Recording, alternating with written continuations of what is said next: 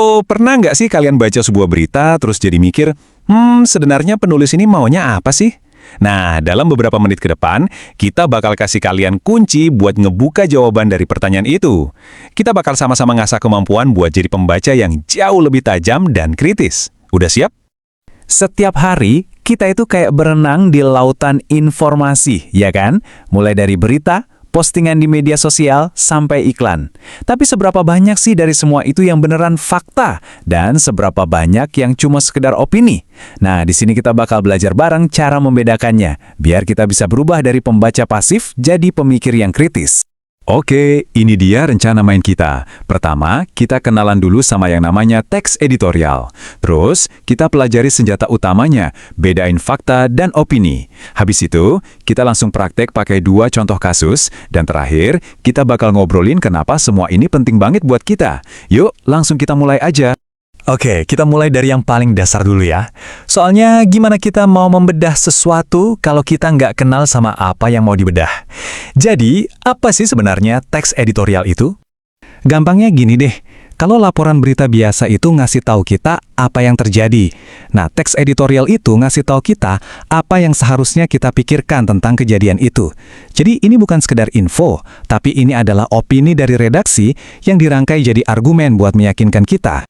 Editorial yang bagus itu biasanya punya alur yang jelas. 3 langkah ini. Pertama, ada tesis. Di sini mereka ngenalin masalahnya. Terus, mereka mulai membangun kasusnya lewat argumen-argumen yang didukung data atau penalaran. Terakhir, mereka tutup dengan penegasan ulang buat mastiin poin utama mereka nancep di kepala kita. Kalau kita kenal polanya, kita jadi lebih gampang buat ngebongkar isinya. Nah, sekarang kita masuk ke senjata paling penting dalam gudang senjata analisis kita. Bisa bedain mana fakta, mana opini itu benar-benar kayak punya kekuatan super buat ngebongkar teks apapun. Ini dia nih, pertanyaan intinya ya kan? Kadang-kadang batasnya tipis banget, tapi sebetulnya ada cara-cara yang jelas buat misahin keduanya. Yuk kita lihat gimana caranya. Ini dia bedanya. Fakta itu bisa dibuktiin. Contoh, suhu di luar 30 derajat Celcius. Itu fakta. Kenapa? Karena kita bisa ambil termometer dan ukur. Kalau opini itu subjektif. Misalnya, di luar panas banget deh. Nah, itu opini. Panas menurut saya belum tentu panas buat kamu. Jadi kuncinya satu, bisa diverifikasi nggak? Kalau bisa, itu fakta. Kalau nggak bisa, ya itu opini. Oke, teorinya udah cukup. Sekarang waktunya kita turun gunung dan praktekkan langsung kemampuan baru kita. Mari kita bedah contoh nyata yang pertama. Oke, di depan kita ada artikel tentang keamanan di jalan raya. Nah, sambil kita lihat isinya, yuk kita coba jadi detektif bareng-bareng. Kita aktif, cari mana nih yang fakta, mana yang opini. Nah, lihat kalimat ini. Ini jelas banget fakta. Kenapa?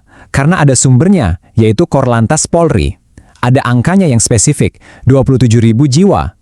Angka ini bisa kita cek kebenarannya. Ini bukan perasaan atau kira-kira, ini data. Sekarang bandingin sama yang ini. Perhatiin deh kata seharusnya. Wah, ini tuh udah kayak lampu kuning penanda klasik sebuah opini. Kalimat ini nggak ngasih tahu apa yang nyatanya dilakukan pemerintah, tapi ngasih tahu apa yang menurut penulis harus dilakukan.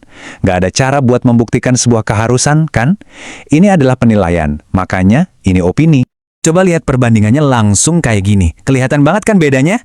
Yang satu ngasih angka pasti, 1.489 kasus. Itu fakta. Satunya lagi ngasih penilaian, jauh dari cukup. Itu opini. Nah, editorial yang efektif itu sering banget merangkai keduanya. Mereka pakai fakta buat memperkuat opini mereka. Gimana? Udah mulai kebayang kan polanya? Biar makin jago, yuk kita coba asah lagi kemampuan ini dengan topik yang beda. Sekarang kita pindah ke isu lingkungan. Artikel kedua ini topiknya soal polusi. Tugasnya masih sama persis kayak tadi. Kita pisahin mana laporan yang objektif dan mana yang cuma penilaian subjektif dari penulisnya. Kalimat ini jelas adalah fakta. Kenapa? Karena ini adalah deskripsi dari hasil pengamatan. Warnanya hitam, ada buihnya, baunya menyengat. Semua itu adalah hal-hal yang bisa diobservasi dan dicek langsung oleh siapapun yang datang ke sana. Ini laporan kondisi fisik, bukan perasaan.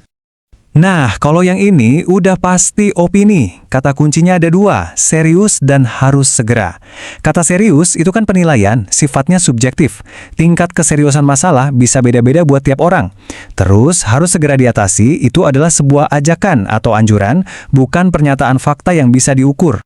Di sini kita lihat lagi polanya dengan sangat jelas. Di satu sisi ada data yang terukur dan bisa diverifikasi. Di sisi lain ada respons emosional, yaitu rasa khawatir. Ingat, fakta itu tugasnya memberi informasi, sedangkan opini itu memberi interpretasi. Nah, tugas kalian sebagai pembaca kritis adalah sadar kapan penulisnya pindah dari sekedar ngasih info jadi ngasih interpretasi. Oke, kita udah latihan bareng. Tapi mungkin ada yang bertanya, terus buat apa sih repot-repot belajar ini semua? Apa gunanya di dunia nyata? Yuk kita sambungkan titik-titiknya. Jadi, kenapa ini penting banget? Karena di dunia yang super bising sama informasi ini, kemampuan membedakan fakta dan opini itu ibaratnya perisai kalian. Ini melindungi kalian dari hoax dan misinformasi. Ini memberdayakan kalian untuk punya pendapat sendiri yang kuat, bukan cuma ikut-ikutan opini orang lain. Anggap aja ini toolkit yang bisa kalian bawa pulang. Tiap kali membaca, jadilah seorang detektif. Pertama, selalu kejar buktinya.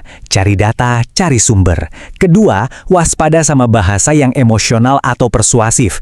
Ketiga, coba tanyakan, kira-kira tujuan penulis ini apa ya? Dengan begini, kalian gak cuma baca tulisan, tapi kalian lagi memecahkan sebuah pesan. Nah, sekarang tantangannya ada di tangan kalian. Dengan semua peralatan baru ini, dunia informasi sekarang terbuka lebar untuk kalian jelajahi dengan cara yang benar-benar baru. Coba deh, pilih satu artikel berita atau mungkin postingan viral di media sosial dan mulai bedah isinya. Selamat menganalisis!